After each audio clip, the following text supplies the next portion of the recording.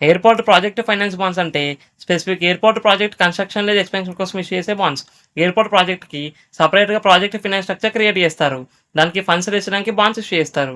Example airport projects: Noida international airport, Rajiv Gandhi international airport.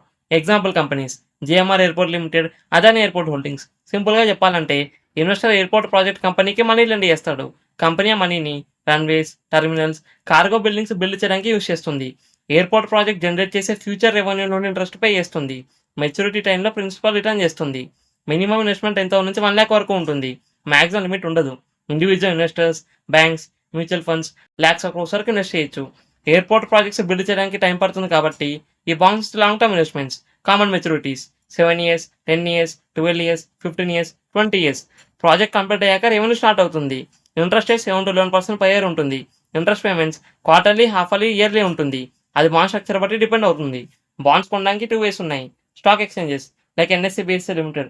కొన్ని listed bonds మాత్రమే. Direct platforms లేదా institutions. చాలా బాండ్స్ బ్యాంక్స్, బ్రోకర్స్ లేదా బాండ్ ప్లాట్‌ఫామ్స్ ద్వారా డైరెక్ట్‌గా ఇష్యూ అవుతాయి. ఇంపార్టెంట్‌గా అన్ని బాండ్స్ ఎక్స్‌చేంజెస్‌లో దొరకవు.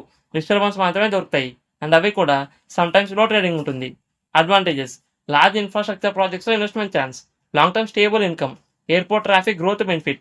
Portfolio diversification. Disadvantages: project delay risk, construction cost increase risk, passenger traffic expected లెవెల్‌లో లేకుంటే revenue problem, interest rate fluctuations bond ప్రైస్‌ని ఎఫెక్ట్ చేస్తాయి. ఇలాంటి ఫైనాన్షియల్ టాపిక్స్ కోసం ఛానల్‌ని సబ్స్క్రైబ్ చేసుకోండి.